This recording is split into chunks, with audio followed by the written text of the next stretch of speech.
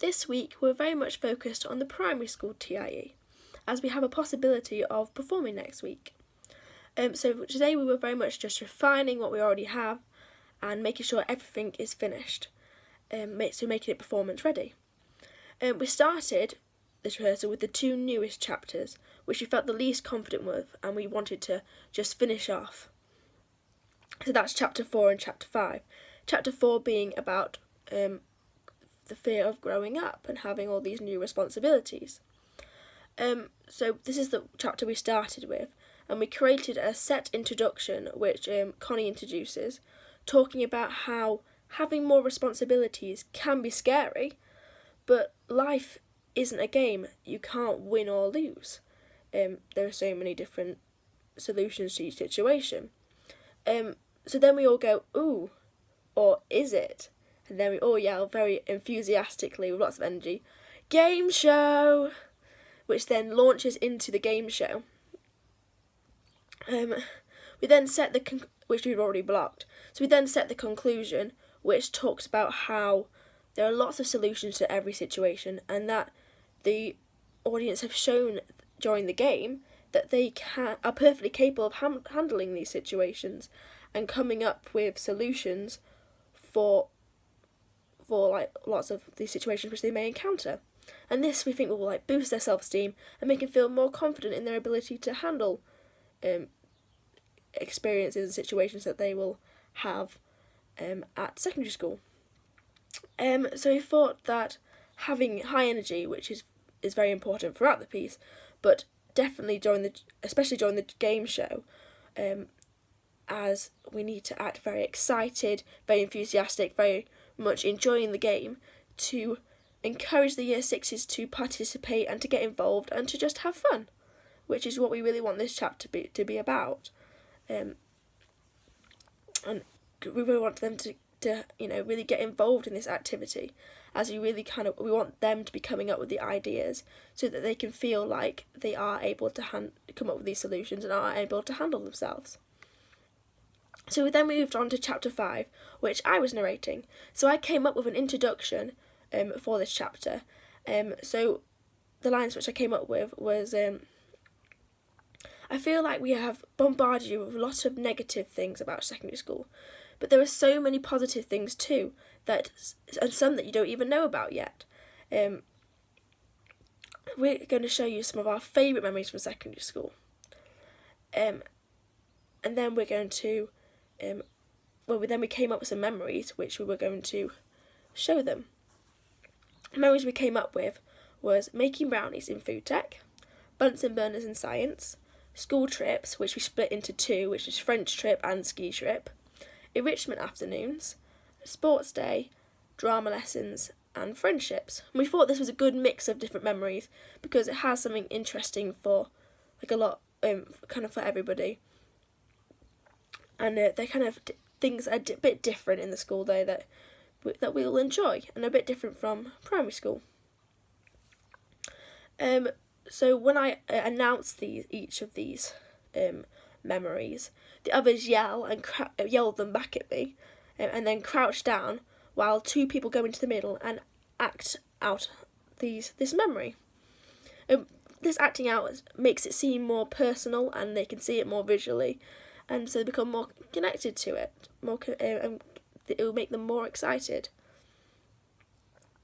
Every time I announce a new memory, the pair in the middle swaps out with a different pair, and everyone else does a little jump and switch which leg is in the front of their crouch.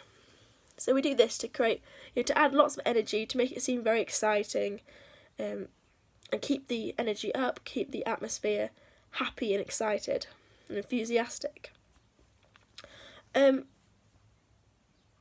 We also, all the way through this section, we keep a very happy atmosphere, and we're using very open body language and happy facial expressions, as well as noises from the people around who are watching, as they remember the memory, to make it seem again more personal and more exciting.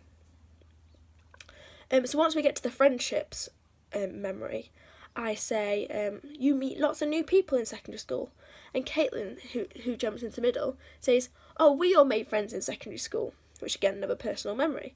We then all move forward into a line to say the conclusion, and the conclusion concludes the whole show. So, and it focuses on how secondary school, it isn't always easy, and we're not going to lie to them and pretend that it is. However, there were so many good things about secondary school, and that they're about to start something really very exciting, especially that last line, that they're about to start something very exciting. I think it's very important because a lot of people are finding the transition to secondary school very scary and kind of might be dreading it, whereas in fact it is an exciting new journey which they are undertaking, and that, you know, it's something that they should see it as, like something very exciting for them. So we have different people saying each line of the conclusion. It's a bit longer than what I said, and we kind of finish the show with each of us saying like a little bit, and just kind of combining all our ideas and just kind of leaving them on a positive note. So after blocking these two chapters, after blocking the chapters fully, we moved on to perform a full run through to make the piece as smooth and fluid and performance ready as possible. So some feedback we got from this run through is that we have to remember to keep the energy high all the way through the piece, to keep the younger target audience engaged, which is of course what we want, and keep them kind of excited and show that we're enthusiastic. So in the first scene, when we just finished the High School Musical dance number, once we all get into the pose, we then have two lines. Secondary school isn't actually like this. It can be quite scary. So the tone of the lines need to really juxtapose the happy, enthusiastic atmosphere of the dance number, of the High School Musical dance number. So the first line, I thought, secondary school isn't quite like this. It's more like annoyed, like, what? Oh, not even annoyed, like kind of like, like irritated. So like, what are you doing, kind of thing. Because secondary school isn't really like this. And then it turns to like the second one. It can be quite scary. It's a more fearful tone, and both of these really juxtapose the happy, enthusiastic, exciting tone of the High School Musical dance number at the start. And we want to do this we want to show the contrast between the two, these two extremes, like two satirical extremes. So we want to show the contrast to really show the two satirical extremes that we are presenting.